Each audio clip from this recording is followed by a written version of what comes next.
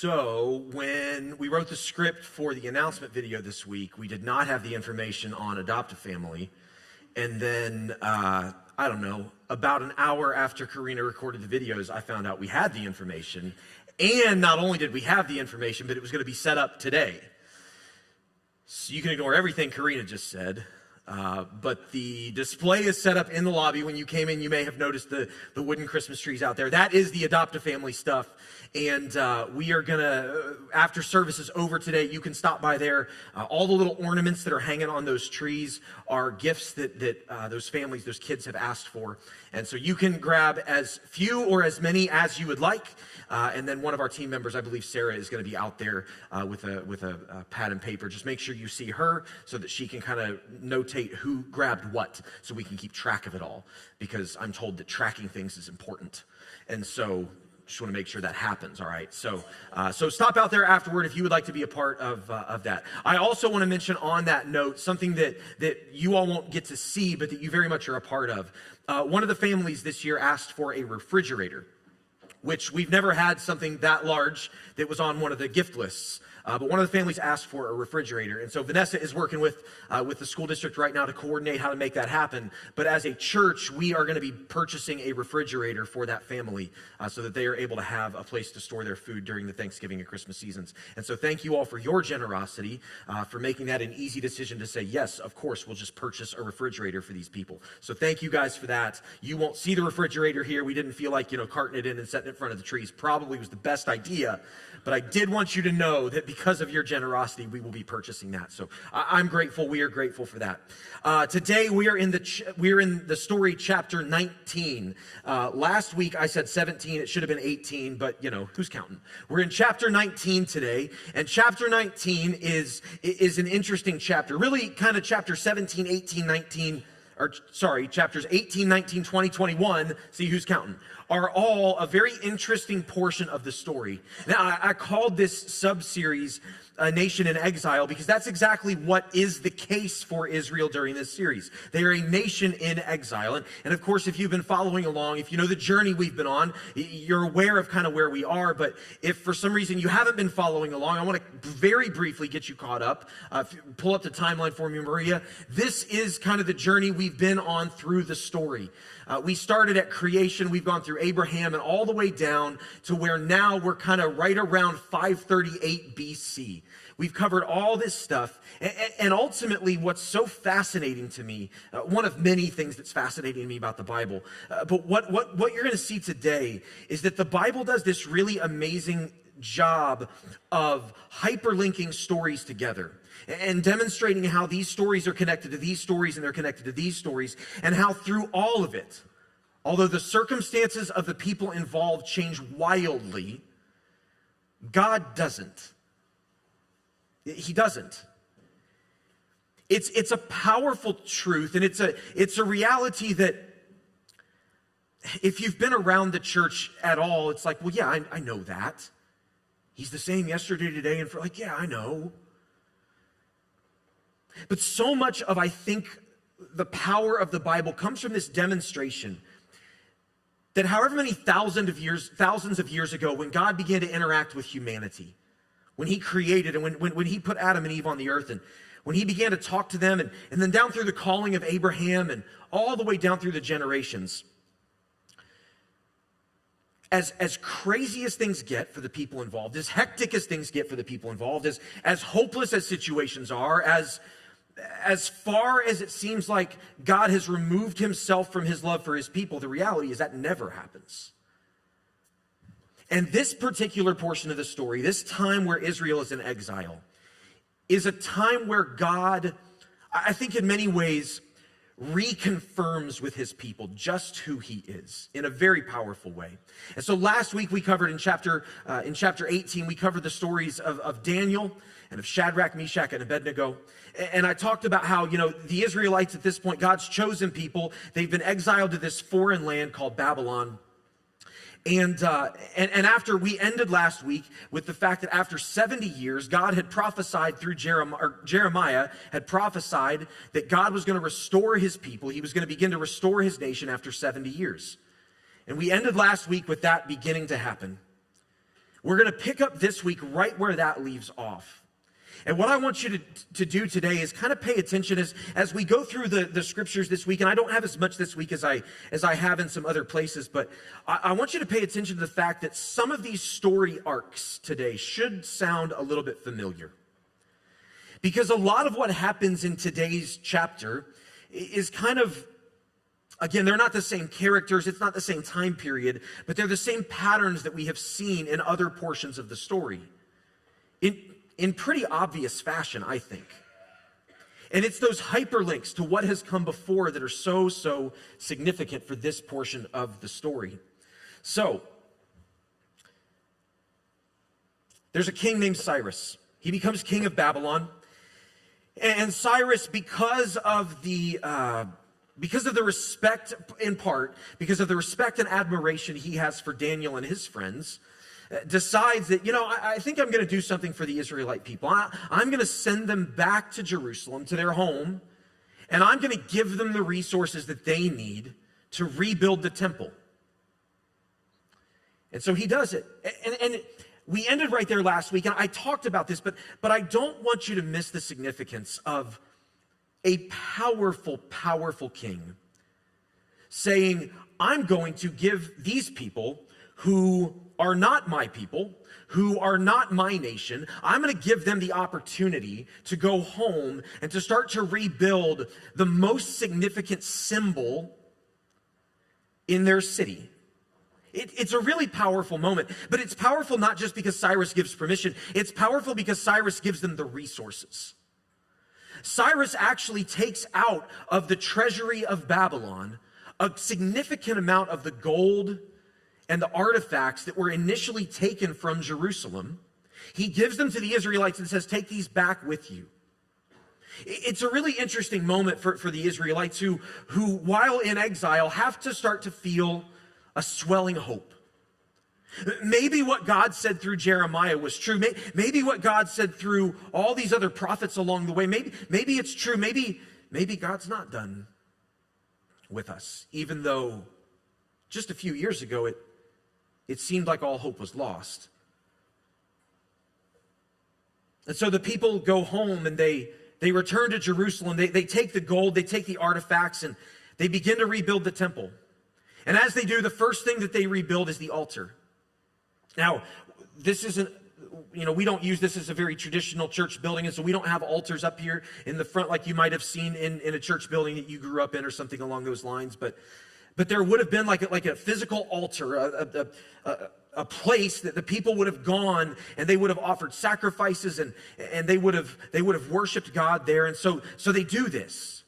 And for the first time in a generation plus, a couple generations, the people of God begin to worship God in the temple of God, which is the house of God, in their crown jewel city, in the land God had promised them. It's really a pretty triumphant moment. And as they do, the people they're so excited that they're overjoyed. They begin to celebrate. They lay the foundation to rebuild the temple. They celebrate some more. But as they do, something else begins to happen that again should evoke some memories of some of the other chapters of the story we've covered. As the people begin to celebrate it and become so excited about what God is doing in their midst, the surrounding people groups begin to go, not a fan of this. I mean, keep in mind when God gave Israel the promised land so many years before, he had commanded them to drive out all the Canaanites, all the people in the land, and they did. And those people got driven out to the surrounding land, and they were still there. And so they're looking at what's happened and going, we don't want Israel back again. We thought they were gone. And so the kings and the rulers of these surrounding areas begin to try to discourage Israel. Well, at first they try to trick them, and that doesn't work. But then they begin to just try to discourage them, and they begin to kind of stand against them and try to make it difficult for Israel to carry out this work. And again, that should evoke some memories of chapters past, because it's the same pattern that had happened previously. And in the midst of it, it starts to work. They begin to become discouraged. And the people begin to get off track. See, what God had asked them to do was go rebuild the temple. But instead of rebuilding the temple, the people begin to build their own homes. And I mean, on the one hand, that kind of makes sense. They need some places to live. But their task was to rebuild God's house, the temple. And they weren't doing it because they were afraid. And in the midst of it, God is kind of put in a bit of a predicament. Now listen, God isn't ever put in a predicament, but you know what I mean. God's in a spot where he's going, all right, I'm not sure what else I need to do to show these people to trust me. I mean, if you recall, the whole reason God sent the people into exile to begin with was so they would return to him. And at this point, they've returned to him kind of, but now they're disobeying. Even after God had done this incredible miracle and changed the heart of the king of Babylon and sent them home with all these resources. I mean, who does that? Nobody. It's clear that God had been with them. It's clear that God had been providing for them. It's clear that God was in control. And yet somehow in the midst of it, the people still are giving into their fear of man. That also should be a theme that evokes some memories of stories past. Because within this whole narrative from chapters 18 through 21, we see these same repeated themes that have always happened again and again and again and again. And so as the people are building their own homes and not doing what the Lord has laid out, he's like, all right, I'm going to have to send you a prophet, because that's what he does. This is one of the most important things the Bible does. It points backward, it points forward, it repeats themes. And as he has always done before, God sends someone to remind the people of what matters most. And so he sends a man named Haggai. Haggai's a prophet, and Haggai's primary message in chapter 1 of the book called Haggai in the Bible is really, really significant. I'm just going to read one verse from chapter 1. This is the first prophecy that God gives Haggai. This is kind of right in the middle of it, and this is kind of the main point. It says, then Zerubbabel, who was not really a king, he was kind of the royal manager of this project. Then Zerubbabel, son of Shealtiel, Joshua, son of Jozadak. Side note, I'm pretty sure that I've given the caveat before, but I just want to remind you that if you're reading the Bible and you're in a section like this and you're like, I don't know what all these letters say. If it's some name, it doesn't matter. You don't need to know what the name says. Don't get hung up on that. I have met so many people who get hung up on the craziness of the names that you can't move past it. Just give it a letter and move on, and you're good. God's not offended by that, I promise you. Okay? Nobody knew how to say my name growing up, and it's fine. It's all good. So, then Zerubbabel, son of Shealtiel, Joshua, son of Jozadak, the high priest, and the whole remnant of the people. These are the people that God has sent home. The whole remnant of the people obeyed the voice of the Lord their God and the message of the prophet Haggai, because the Lord their God had sent him. And here's the key line. And the people feared the Lord. Now again, this should bring back memories of the stories of other chapters in the story, because this has been a central theme from the very beginning, chapter 1 until now. Now, what Haggai actually said prior to this was he was warning the people. He was saying, listen, this is what God says. God says, and he uses a very specific line, this isn't in your notes, but he keeps saying, give careful thought to your ways. In other words, what God is saying through the prophet Haggai is, you're going about life doing things that make sense to you, that contextually might make sense. But fundamentally, what you're not doing is what I asked you to do. So slow down and give careful thought to your actions, to your choices, to the decisions that you're making day in and day out. Because although what you're doing makes sense, it isn't what I asked. And if that doesn't sound like the message from all the beginning chapters of the story, I don't know what is. From the very beginning, chapter 1, all God has asked of his people is to listen to him. to trust him enough to do what he asks, no matter what else comes their way. And here they are again with another example of just how powerful God is, not doing what God asked. So Haggai says, give careful thought to your ways. This is what God says. And the people have a choice. Do we give careful thought to our ways and trust what God says? Or do we continue to do what we think is best? And we find out right there in Haggai chapter 1 that exactly what God hoped for when he sent his people into exile is happening. God sent his people in exile so they would return to him, so they would remember that he is good, that he is faithful, that he can be trusted, and so that when the decision comes again that has always come for all the history of humanity, who do I trust, that they would respond by trusting the Lord.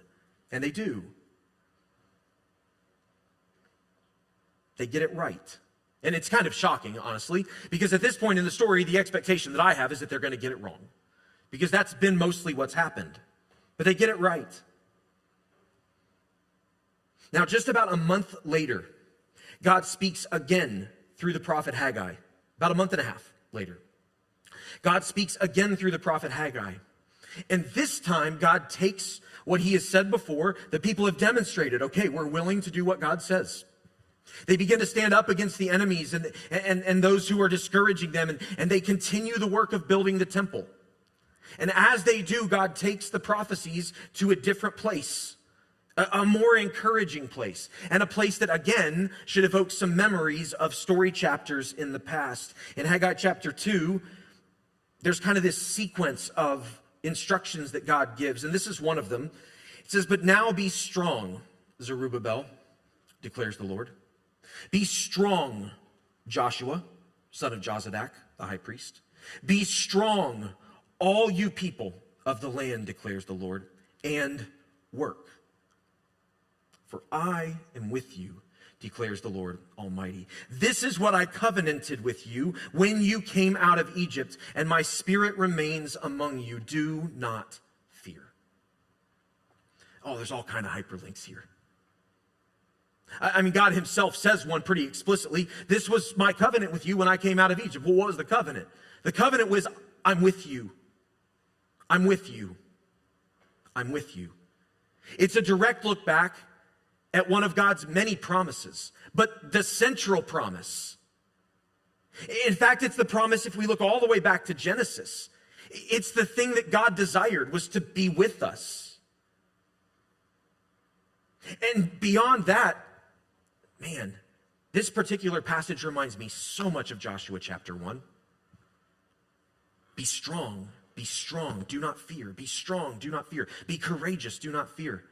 We covered this extensively when we covered this part of the story. In Joshua chapter 1, 4 different times in just a few sentences, God says to Joshua as they're about to enter the promised land, be strong and courageous. Be strong and courageous. Be strong and courageous because I'm with you. It's the same thing.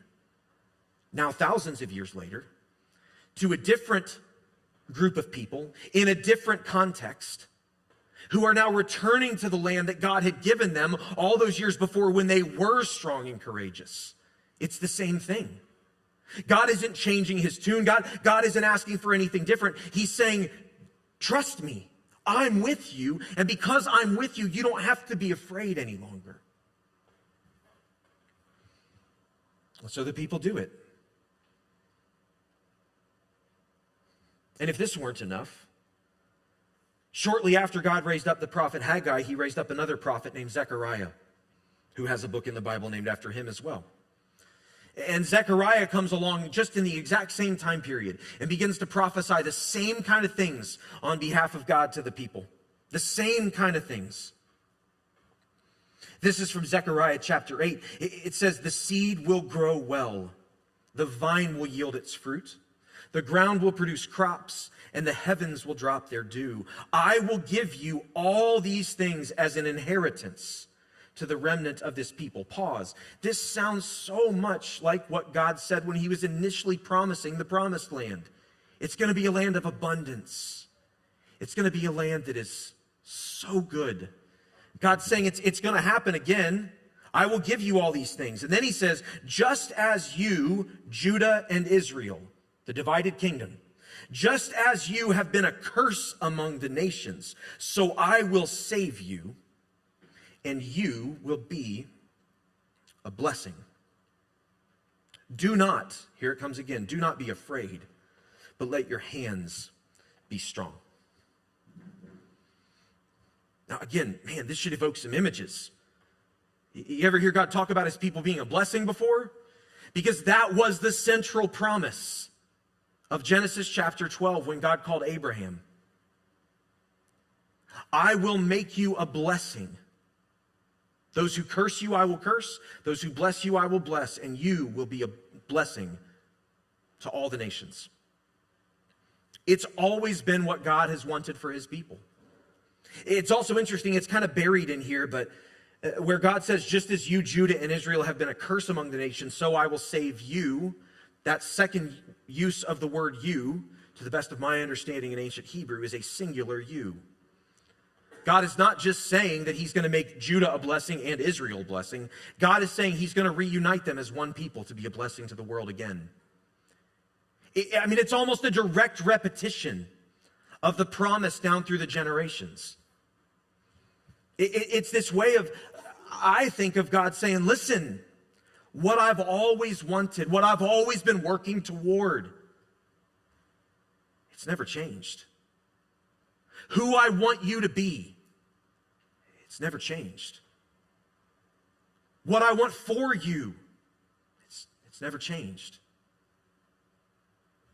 And who I am inside of it, it's never changed.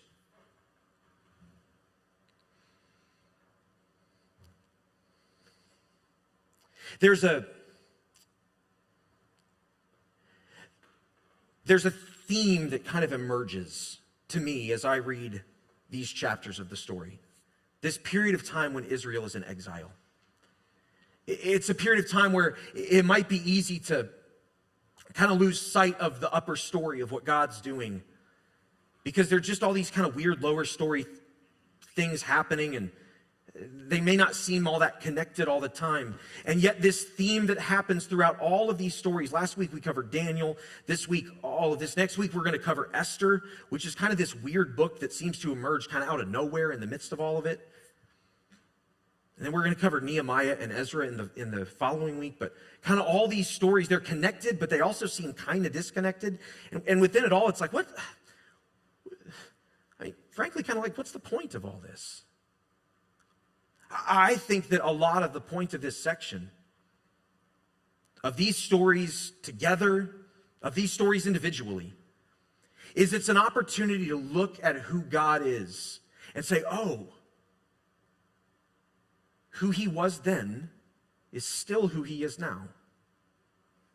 Who he was all those years before is still who he is here and now. The things that he does for his people are the same things then that they are now. And even though the circumstances and the contexts are different and the players aren't the same and those in power have certainly shifted, and even though we're thousands of years removed from those old stories, the God who directed it all,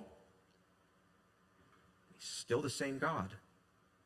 He hasn't changed one bit, even down to some of the words that he uses. And listen, I don't know about you, but for me, I have a hard time a little bit with consistency. It's not really my thing. Some of you are probably wired, you're consistent people. You don't change. My dad was that way. My dad was just very even. Like I never really had to wonder what I was going to get.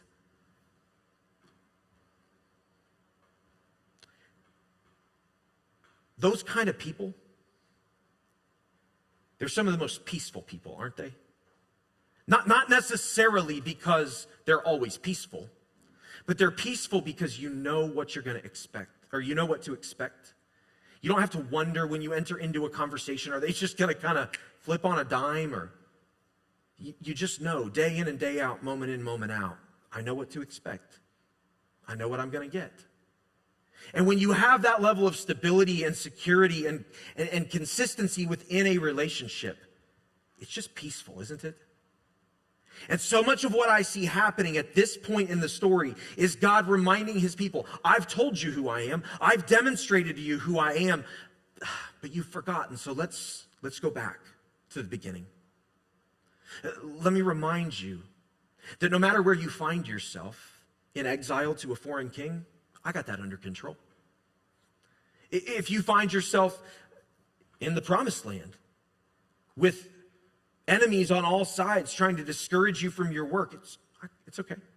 I got it. If you find yourself in a situation where it seems like things are not going to turn out the way you wanted, it's okay. I've got it because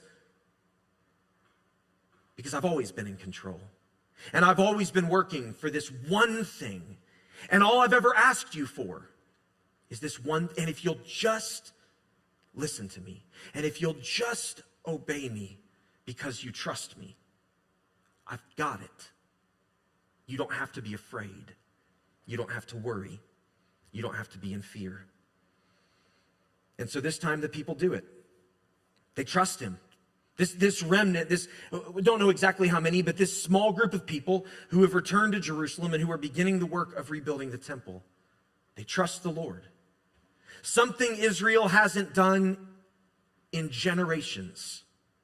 They trust the Lord. They do the one thing God has always been asking for. And as they do, God does what he has always promised he will do. He shows up in miraculous ways. He clears a path for them to be able to accomplish the work that he's asked them to accomplish. He does things that don't make sense.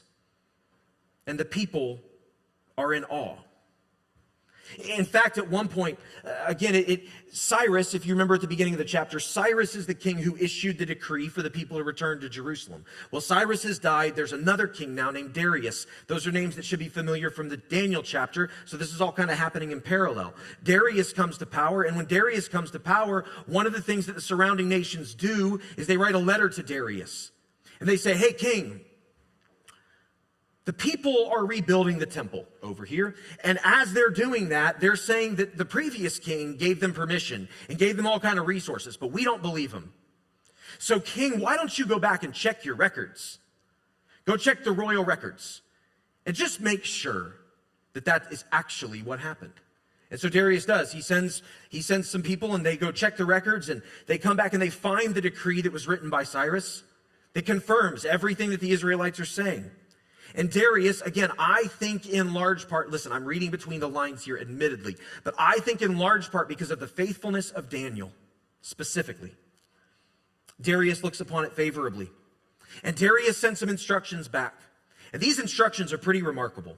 It's longer than this, but I just pulled out a section from the middle. In Ezra chapter 6, Ezra records what the king's response was. He says, moreover, I hereby decree what you are to do for these elders of the Jews in the construction of this house of God. Their expenses are to be fully paid out of the royal treasury from the revenues of the Trans-Euphrates, which was a trading route, so that the work will not stop. Whatever is needed, young bulls, rams, male lambs for burnt offerings to the God of heaven, and wheat, salt, wine, and olive oil, as requested by the priests in Jerusalem, must be given to them daily without fail, so that they may offer sacrifices pleasing to the God of heaven and pray for the well-being of the king and of his sons. That is a remarkable thing for a foreign king to say. And yet he does. In fact, it goes on from there and it gets a little bit gory. I didn't include it, but he talks about how if anybody doesn't do that, they should take a big log from the person's house and sharpen it and impale them on it. And, do it or else. Which when you're a king, you can do that, I suppose. What a powerful demonstration of the power of God. It would be easy to look at that and say, what a nice thing the king did. But in reality, the king didn't do much of anything, because if you trace the stories in Daniel, and you understand that the whole reason that Darius respects the God of Israel is because of the faithfulness of Daniel and of his friends. And when you understand that Daniel was faithful to the Lord because of his trust in the Lord and what the Lord had done and what the Lord had said for generations, It all comes full circle.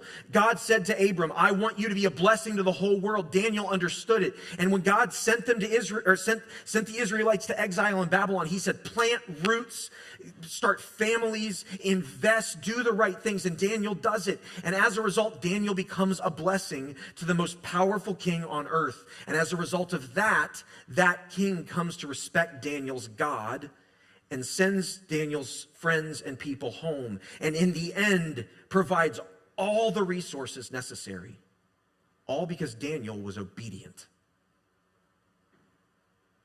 And now that God's people as a whole are being obedient, God just opens the floodgates of blessing. And it all kind of culminates, for the temple at least, in just a few verses later in Ezra chapter 6, verse 14. So the elders of the Jews continued to build and prosper under the preaching of Haggai the prophet and Zechariah, a descendant of Iddo. They finished building the temple according to the command of the God of Israel and the decrees of Cyrus, Darius, and Artaxerxes, kings of Persia. The temple was completed on the 3rd day of the month of Adar, in the 6th year of the reign of King Darius. Then the people of Israel, the priests, the Levites, and the rest of the exiles celebrated the dedication of the house of God with joy. When we look at chapters 18 and 19 and beyond into 20 and 21, this theme of God being exactly who he has always said could not be more clear. Of God doing exactly what he has always done could not be more clear. This theme of God saying, I'm going to bless you so you can be a blessing to the world. Just obey me. Just trust me. Because I've demonstrated my love. I've demonstrated my saving power. I've demonstrated my ability to deliver. I have demonstrated who I am. So trust me. Could not be more clear. And within these chapters as well, a theme that has run its course throughout the story, but is a little bit new, also starts to emerge. And it's a theme that will take on whole new life in the coming weeks. It's a theme of God taking the lowly and the downtrodden, those who have nothing, those who have no future and have no hope, and saying, I have a future for you. Elevating the ones who don't deserve it. Elevating the ones who don't have much to offer. Simply to show his power, his graciousness, his goodness, and his love.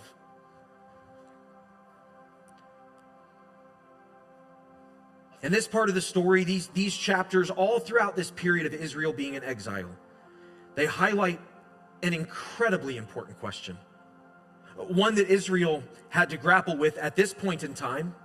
One that they had to grapple with throughout the generations. One that in this case they got right.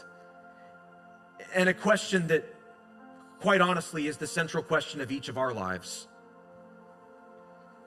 Will I trust God's path when God's path looks like the wrong path? Will I trust God's path when God's path looks like the wrong path? Because I promise you, without any biblical evidence to support this, I promise you that there was not a soul in Israel who thought that exile was the right thing. None. Why would they? It was clearly the wrong thing. They lost their land, they lost their homes, they lost what God had promised. There was nothing good about exile. But the fact that there was nothing good about exile, in the eyes of the Israelites, in the eyes of God's people, didn't mean that there wasn't good in it from God's perspective. It didn't mean that God wasn't working. It didn't mean God wasn't moving. It didn't mean God wasn't active. Quite the opposite. All along what God had said, I'm sending you into exile so that you will return to me. God knew that they needed this. They didn't want it because who would? But God knew that they needed something they didn't want, and so he did it anyway. And he did it because what God knew is that if there was any hope for his people to come home, it was exile. The road that the people wanted wasn't that road, but that was the road they needed. And the question that that all these people faced, that Haggai and that Zechariah, that Ezra, that all this remnant that returned to Jerusalem, the question they faced was, as we go, do we trust that what God has done was right, even if it seemed wrong? As they returned and began to face opposition, they were faced with the same question.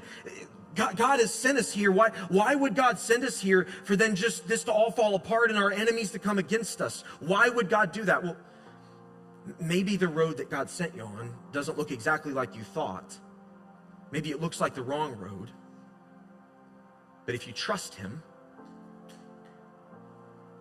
then trust that it's the right road and just walk it. I didn't include this verse in your notes. I've quoted it many times over the years, but one of my very favorite verses in the Bible is from the Psalms, where the psalmist says, "Your word is a lamp to my feet and a light to my path." And it's one of my favorite verses because, contextually, if we think about this, this isn't one of the 15,000 lumen ceiling lights that I have in my garage, that have the paddles and that light up like a neighborhood block. This is just a tiny little lamp.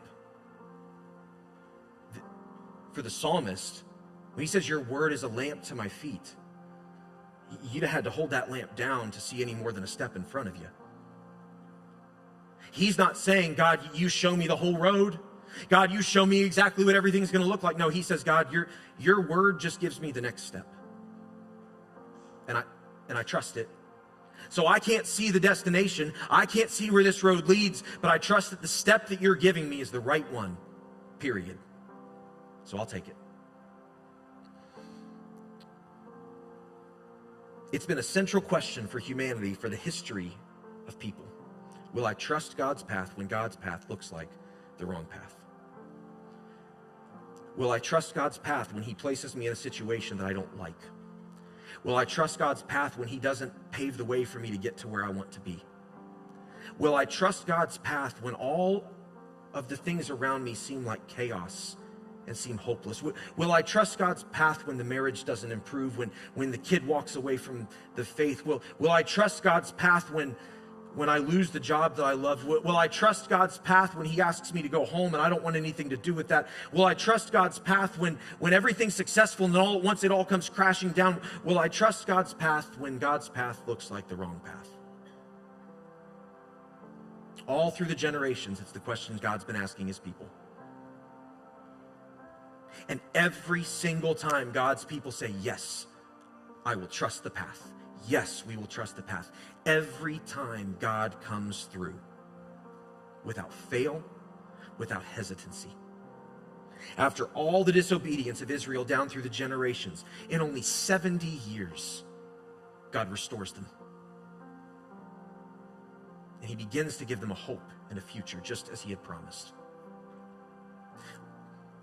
I could stand on this stage, and for however many more years God has for me to have left on this earth, I could say, "The Lord is faithful. The Lord is faithful. The Lord is faithful. The Lord never will fail. The Lord will never fail." I could say it again and again and again, and you'd all go, "Yeah, we know. Yeah, I know. We've heard it. Yeah, we've heard it. We've heard it." But Israel could have said that too. "Yeah, we've heard it. Yeah, we know. We've heard it." The question is, what will you do with what you know?